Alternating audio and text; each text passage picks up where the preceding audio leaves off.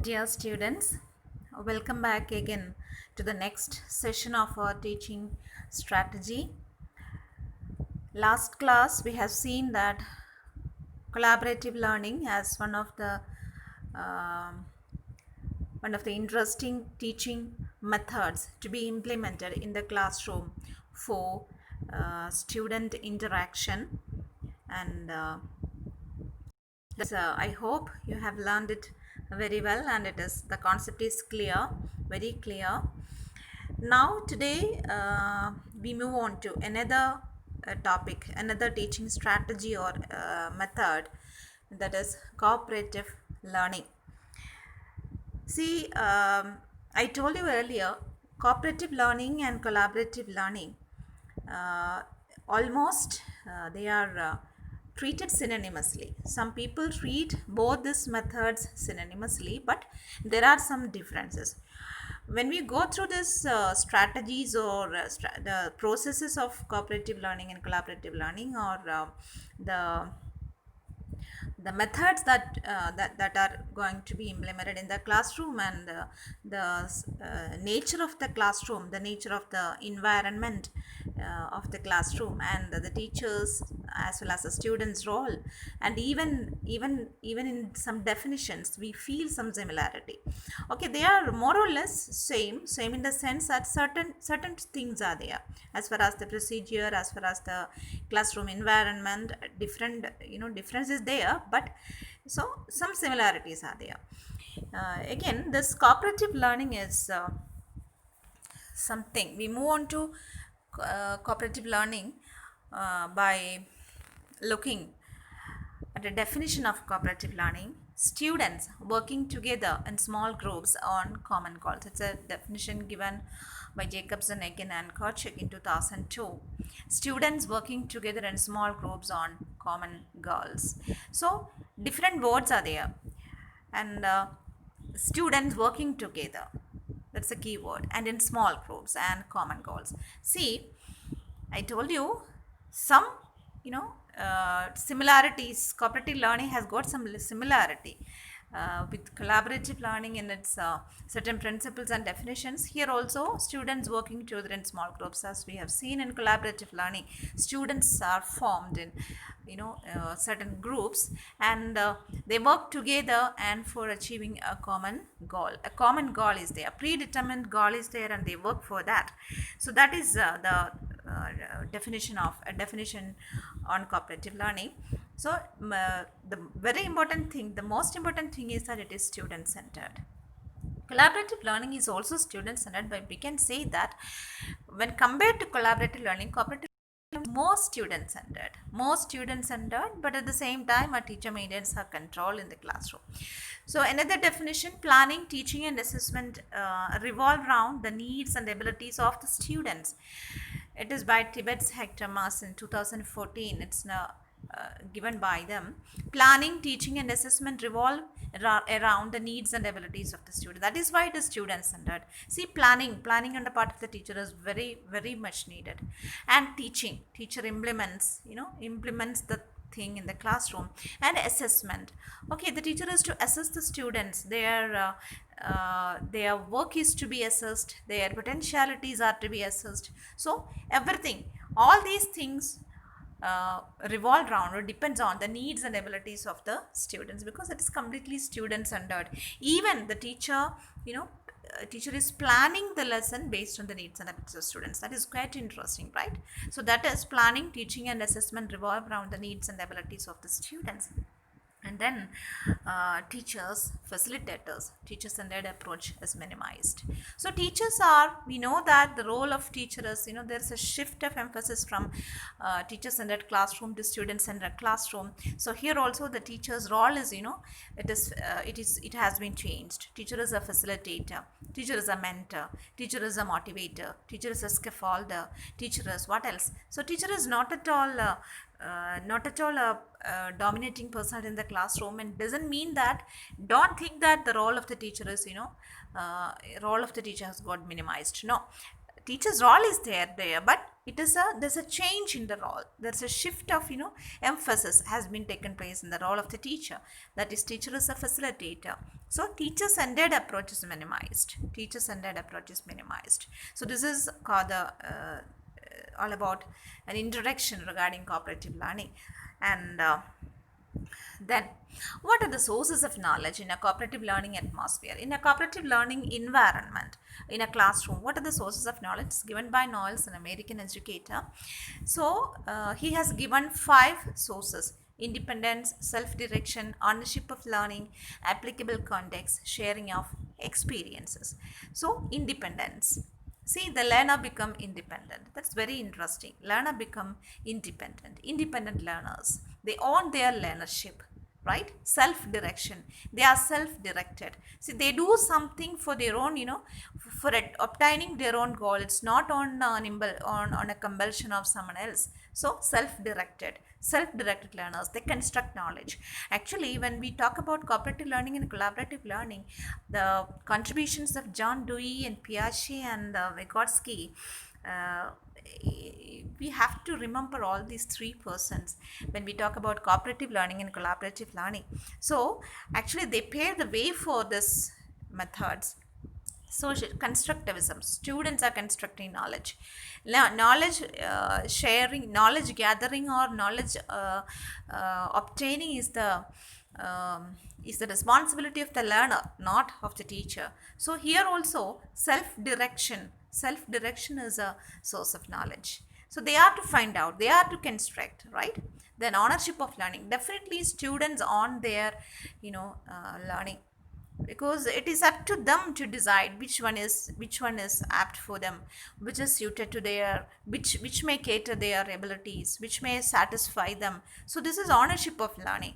Then applicable context, I told you in the last class also, our context should be very real world problems are to be confronted in the classroom. Or you are not supposed to have some utopian ideas. You are not supposed to, as a teacher, you're not supposed to have some utopian ideals in the classroom and make the students engage in that utopian ideas and solve it. No. So you have to create a world where the students are to confront with normal problems that which we are to confront in day-to-day life. So applicable context should be given to the students for being a problem for a solver. Then sharing of experiences, definitely sharing of experiences. We have seen that in collaborative learning also the students share their experiences. They when they are confronted with a new problem, they just look back, what was my previous experience with regard to or related to that can be applicable in this new context, and they can share it. So that sharing of ideas may create many more ideas and many solution to the new problem. So the sharing of ideas, so these are the sources of knowledge in a cooperative learning environment, right? Then what are the goals? See, every teaching learning method has got some goals. Here also the cooperative learning method, this particular strategy has got certain goals. Teach academic goals, it's the first one. Then teach interpersonal skills, help different racial ethnic groups to learn together. Promote acceptance of special education students mainstreamed into the general education classroom. So what is this teach academic goals? What do you mean by teach academic goals? See, definitely there are some academic goals, and they are basic skills and higher level thinking. To acquire basic skills and to have this higher level thinking skill. Basic skills, the basic concept or basic skill is knowledge. It is a basic objective that a student is to obtain. You have learned Bloom's taxonomy.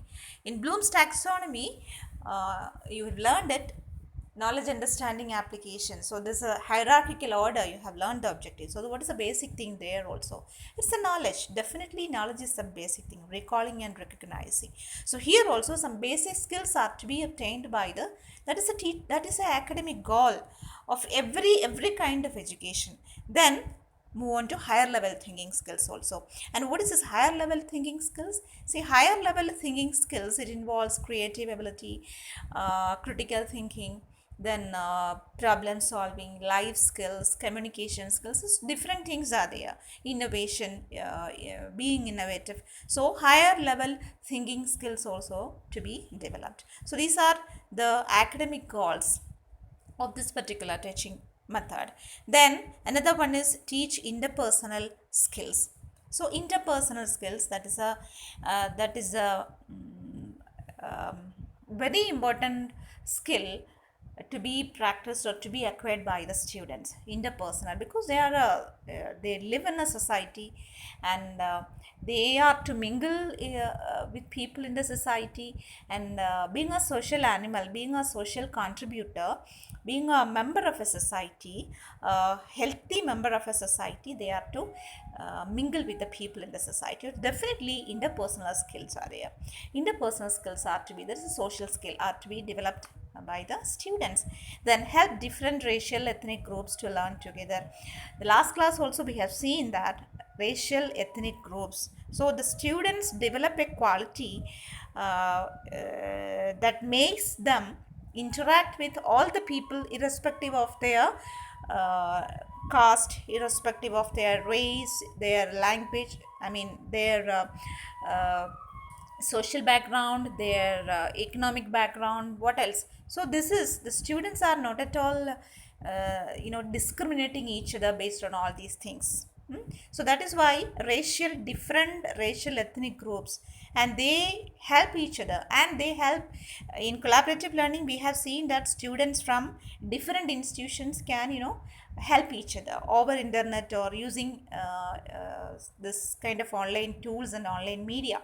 They can contribute each other even though they are not physically contacting each other. They can use that, use such media, and they can contribute each other, they can share their knowledge. So different racial ethnic, outside their school, outside their state, students outside their country, so they can use that.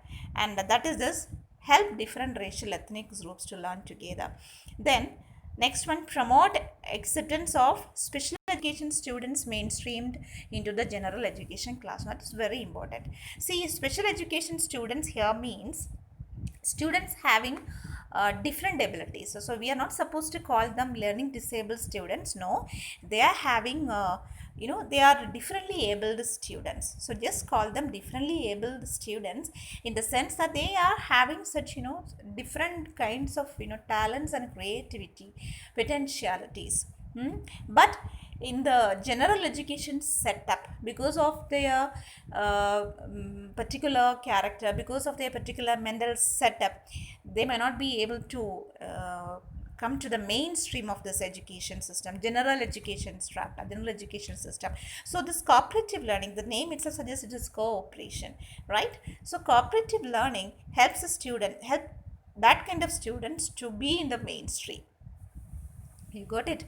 To be in the mainstream of education. So this is another important thing regarding the goals. So we can say that in short, a cooperative learning strategy, it is one key instructional approach derived from past research and practice that has been shown to address the targeted needs of the students. So what are the needs of the students? See, in traditional classroom, the policy makers, or even the teachers, or the curriculum makers, they are not, they were not bothered about the needs of, they were not bothered about the needs of the students. See, the aspirations of the students, the talents of the students. Okay, they set based on the average mental setup of a child, and the mental age of a child, the cognitive ability of a child, they set up things, they set up objectives and curriculum, other policies in curriculum. Okay, they implement in the classroom, and the students without being cared of their different talents and particular abilities, they learn it by heart, and they reproduce it in some way or other. Okay, that is over. But here, cooperative learning, so many researches has been conducted over the need of this students regarding the, and based on the societal need also. the need of the students based on the society also. So, and with that findings, the researchers and educators fix that, they understood that, see, this kind of a cooperative and collaborative learning teaching strategies are very very effective for mainstreaming all the students into the prime area, or include all the students in the area. And it requires active learning also. This cooperative learning, and as well as collaborative learning, it requires active learning on the part of the teacher, on the part of the students. So the students are not at all, they are not supposed to be very passive and blind followers of the teacher. That is what I meant, blind followers of the teacher. Okay, now certain characteristics, three essential characteristics I have noted down here. First one is group goals. Group goal is a characteristic. And in collaborative learning also, we have seen that some groups are there, some small or larger groups are there. Here, the group goals, what is the group goal? What does it mean? It focuses on agreed upon and shared learning task. Motivate students to help and support each other in success. Encourage students to explain content to teammates. Encourage students to ask for and provide help. So these are some of the group goals. So they focus on certain agreed upon and shared learning tasks. I told you in collaborative learning also, shared experiences and they are doing a shared task. They are completing a shared task. So the task is being for the completion of that particular task. The task is being divided into certain steps, certain parts, and each part is done by or completed by some group of students, and they together achieve. See, what is their aim? Ultimate aim is, an ultimate common goal is there. Attaining that particular goal or achievement of that particular goal is the aim. So students work for that. So shared learning task, they focus on that. Then, and they are predetermined also, that is why they are agreed upon. Motivate students to help and support each other in success. It's some points may be overlapping, but you just understand that you have to develop in children motivating spirit, motivate each other, help each other, support each other, and be happy with the success of other members. Then encourage students to explain content to teammates. Definitely that is needed.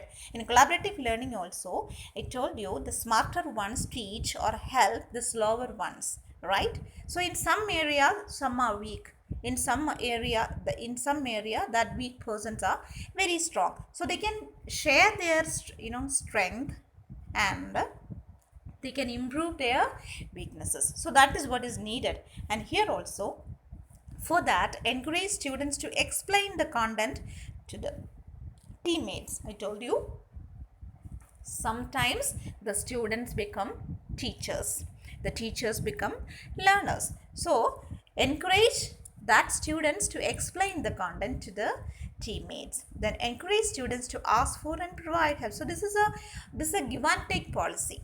You just ask for the help and just provide help.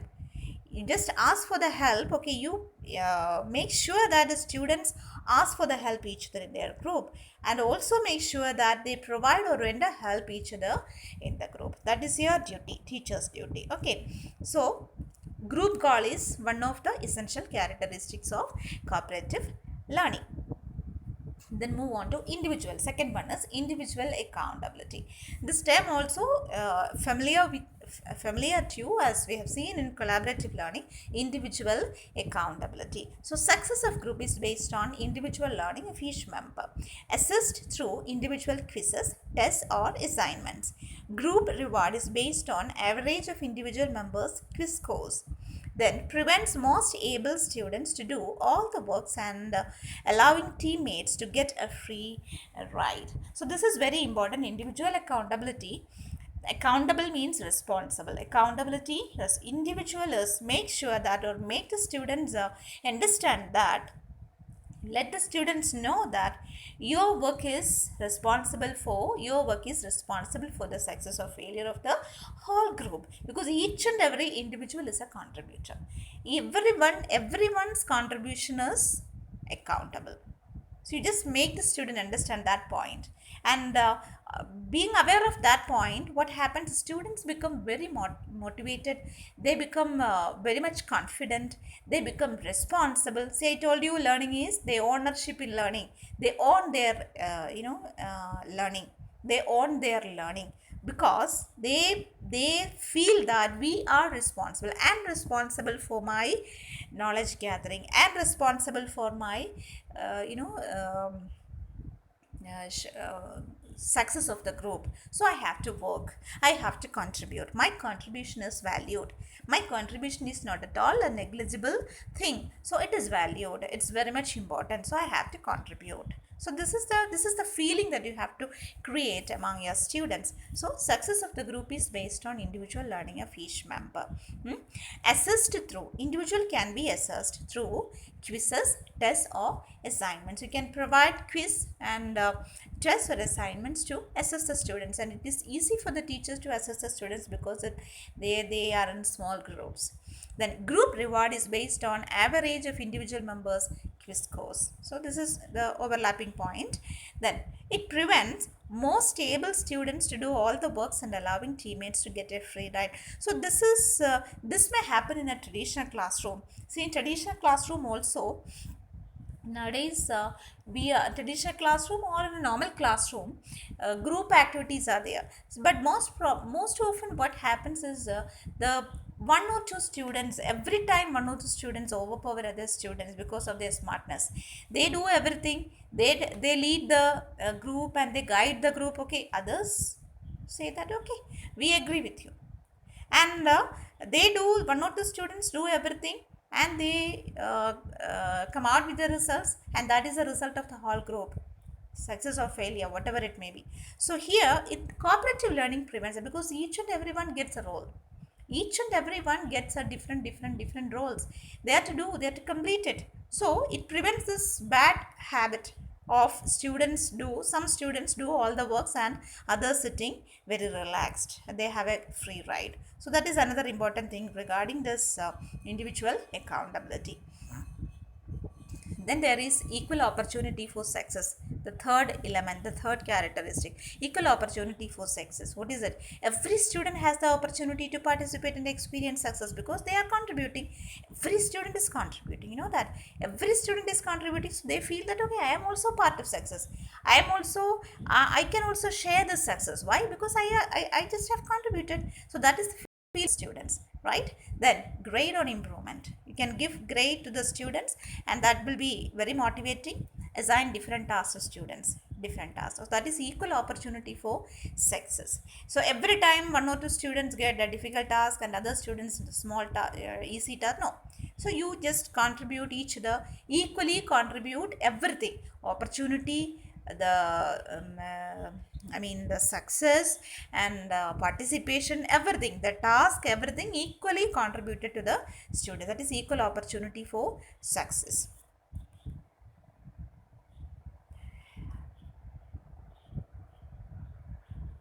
Then there is, what are the components of this cooperative learning? Five components are there: face to face interaction, goal interdependence, individual accountability, group processing and social skills.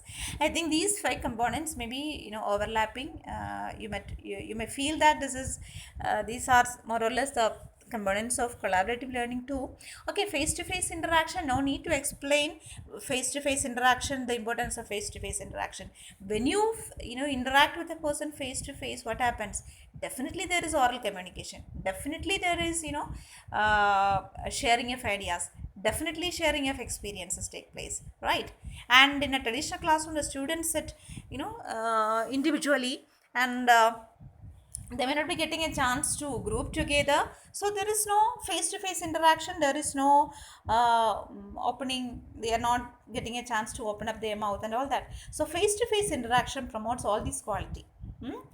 Sharing experiences, sharing ideas, then asking questions, clarifying doubts, then talk each other, then communication skills, everything may be motivated or developed. Then goal interdependence, definitely this is another point that we have discussed earlier. Goal interdependence is a component of this So the students become interdependent. The students become interdependent in achieving goals. Then individual accountability, again, no need to explain all these things. Then group processing. So group processing is needed because predetermined goal is to be set.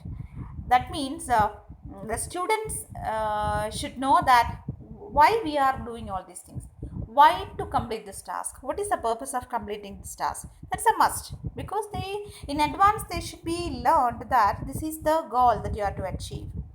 This is the goal that you have to achieve, this is the objective that you have to satisfy. So that is group processing. There is a step by step process. Then social skills, I told you social skills is very important. Be a member of a society, the students need this development of social skills. So these are some of the components of cooperative learning. Now move on to the benefits to students. So how does this cooperative learning benefit students? How does it benefit? So they help each other clarify concepts, problem solving approaches. So problem solving approaches, every time a problem solving, every minute of the completion of task, a problem solving approach is being followed, because they help each other and they clarify the concepts. Pure learning is there. Pure learning is there. They help each other. They clarify the concepts. And what happens? Problem solving approach is followed. Then oral presentation, written discussion build confidence. I told you face to face interaction is there. Face to face interaction. So what happens during face to face interaction is the oral presentation is a necessary thing in face to face interaction. Orally you have to present everything. So that is very much important. Then written discussion also is there. They write something and they discuss it. So it builds confidence. Then critical thinking, this is the higher thinking skills. I told you at the outset, the goals. What are the goals? The goals of this teaching goal, teaching academic goals. Regarding teaching academic goals, I told you this higher order thinking skills, critical thinking and creative reasoning. So these are being developed. Appreciation of others' work, that's very much needed. Appreciation, how to appreciate.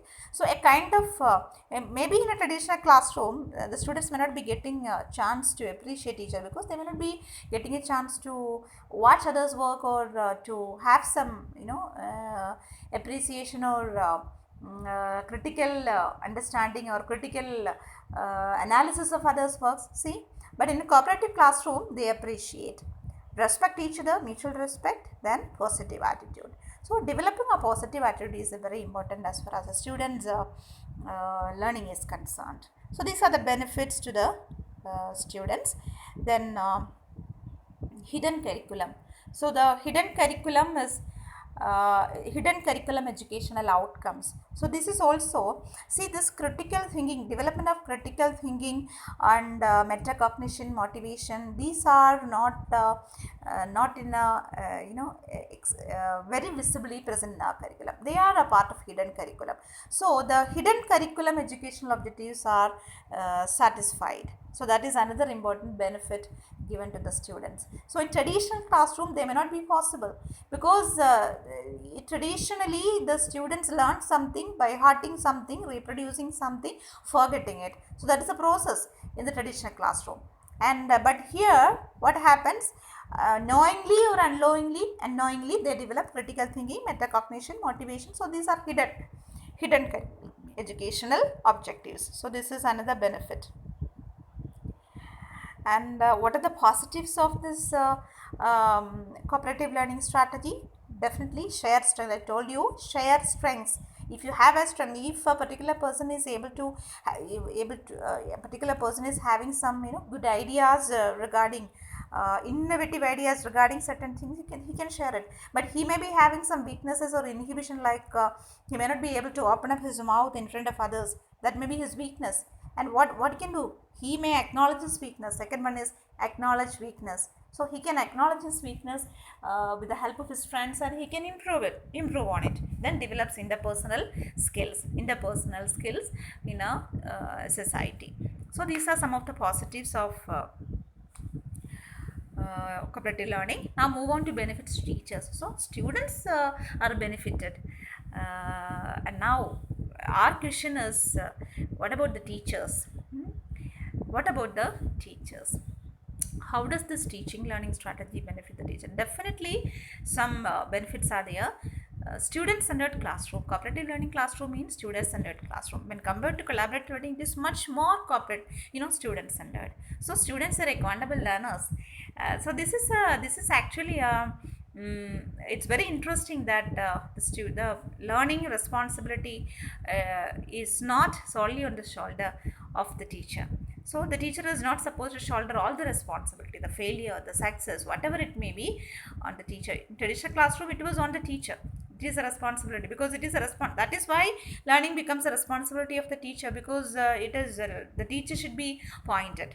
See, so but here there is a shift. Students are at a classroom. Students are accountable learners. So they do the best. They know what is best for them, and they select it, they learn it, okay, they reproduce it. But doesn't mean that teacher is, a teacher is to sit relax and nothing is going to happen when the teacher is, the teacher is too. Teacher is a facilitator, teacher is a monitor, teacher is a mentor, teacher is a curtain raiser, maybe a scaffolder, right? So these are the roles of the teacher. Teachers can listen to students discussion and assess their understanding. See, in a crowded classroom, because the students are in small groups, in a crowded classroom, what happens is the teacher is not able to assess each and every individual, because she or he may not be, having much time.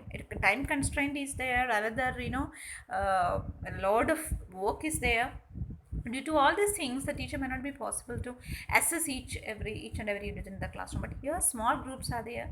Okay, the teacher is very happy, very relaxed, and she or he can assess the students individually.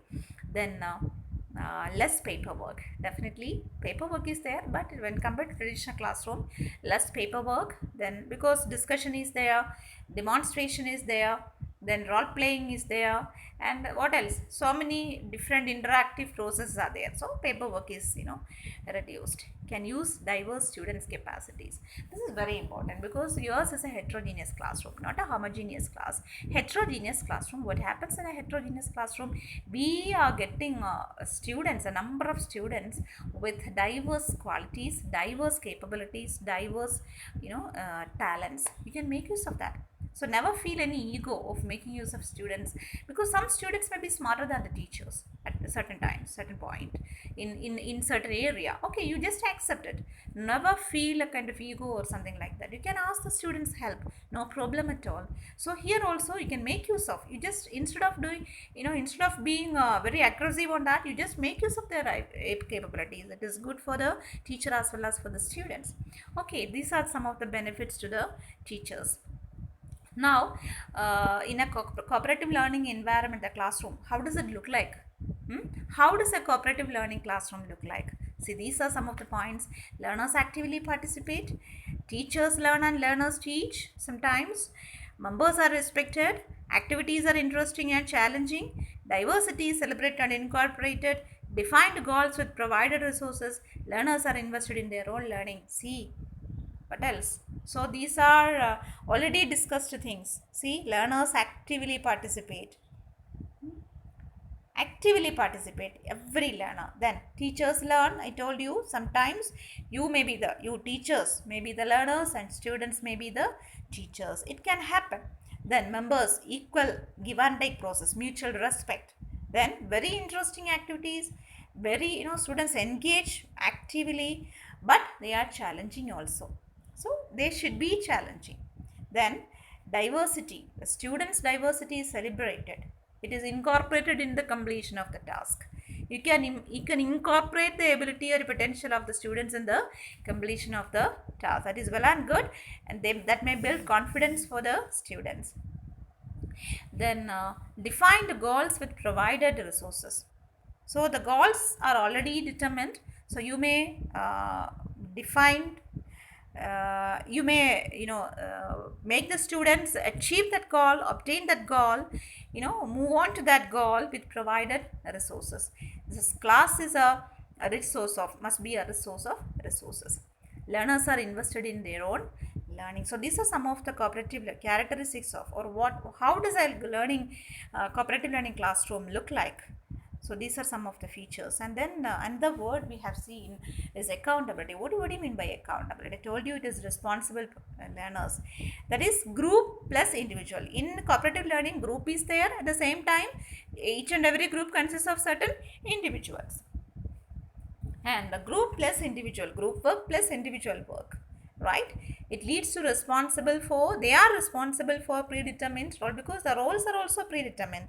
You have to do this. If it is a larger group in collaborative learning, okay, the group has a role, and in smaller group, each member of the group has got roles. So, and they are responsible for group as well as the individual is responsible for the predetermined goals. Then positive interdependence, that leads to positive interdependence. So this is accountability. Then very important thing is there is a goal transformation for one person in this cooperative learning strategy. That is none other than the teacher. So there is a goal transformation. In traditional classroom, the teacher was a lecturing teacher, but in this classroom it is cooperative learning teacher. So your name is got transferred to cooperative. Your role is being transferred to. The name also has been changed. The teacher's name has been changed.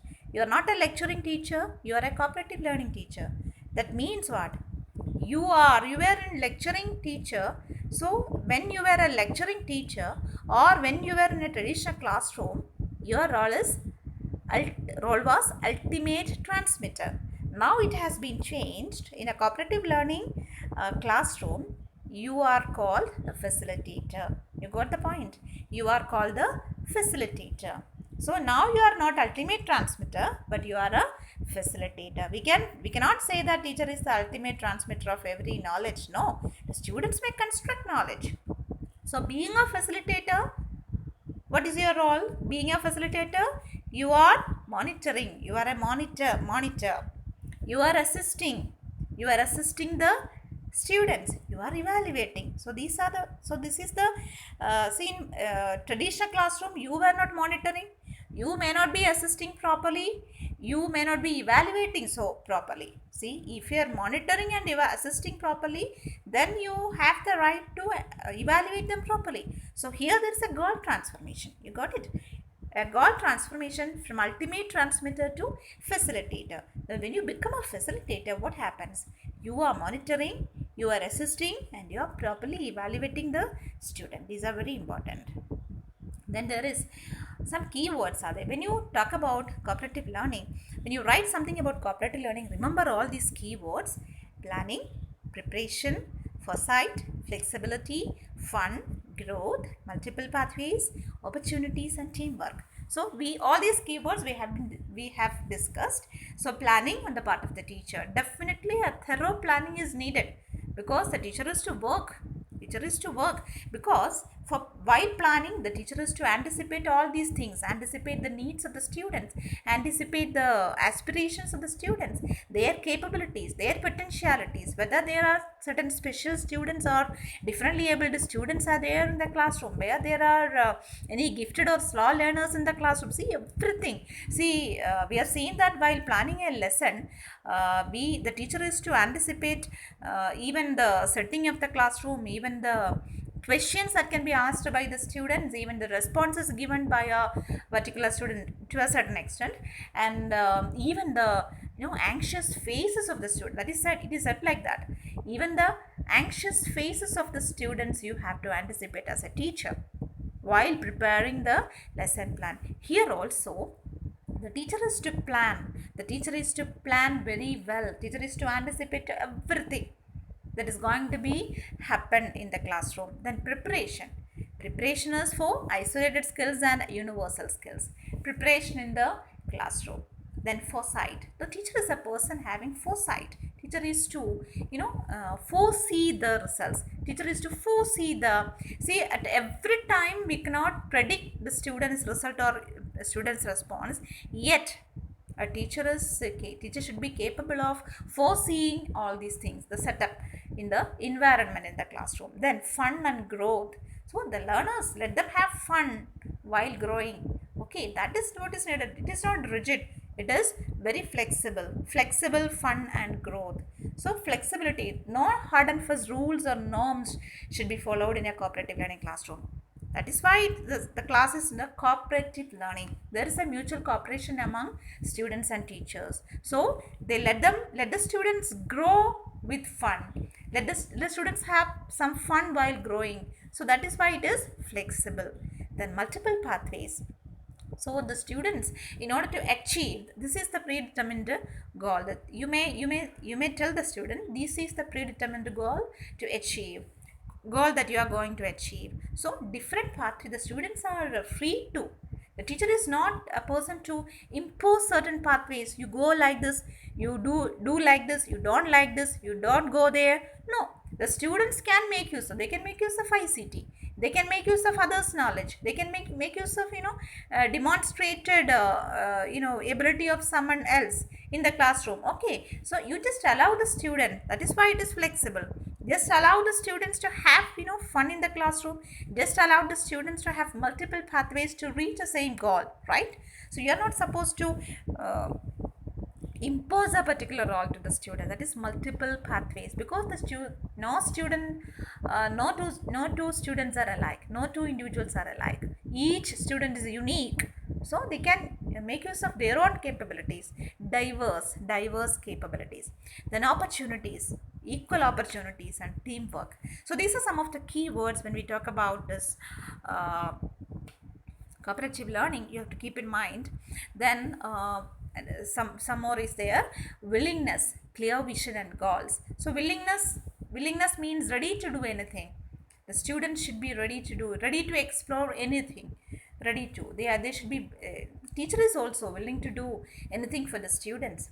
Explore anything, teacher can explore anything. Teacher is an artist, teacher can learn with the students, along with the students she can learn, she can draw, she can even sing, she can dance, she is an artist, she can learn everything. So with that, willingness should be there in the minds of students as well as teachers. Then clear vision, the vision should be clear.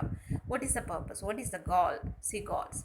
So keeping in mind all these things, we can say that it is a point of empowerment, or it is a point of it is a thing of empowering the students. So that empowerment, you empower the students in all the way possible. Empowering. So empowerment is the key, the most important key word in this cooperative learning strategy. Then, so this is a tip for you. That means small teams plus meaningful coursework plus in-depth insight leads to cooperative learning. So in collaborative learning, some larger groups may be there, but in cooperative, this is one of the differences between cooperative and collaborative learning techniques. Small teams are there. Meaningful coursework is being conducted, meaningful coursework, and that leads to in-depth insight. What is an insight? Insight is not mere learning, it is a flash of insight.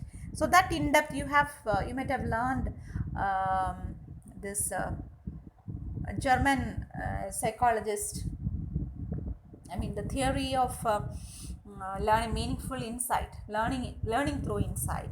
The story of the chimpanzee Sultan, the story of learning insight through insight. So what is this insight? In-depth insight is it is needed, and it leads to cooperative learning. So then this is also collaboration, cooperative learning and collaborative learning, more or less the same, but collaboration plus knowledge plus communication leads to self-directed learners. So our aim is to lead to self-directed learners. So this collaboration, and they collaborate each other, they cooperate each other, and knowledge is being constructed. Learners construct knowledge, and while constructing knowledge, they communicate each other. Definitely that is the needed, and they become self-directed learners, empowered learners. I told you, empowered self-directed learners. So this is the peculiarity of this, all about cooperative learning, and this is what you have to learn on cooperative learning. Thank you.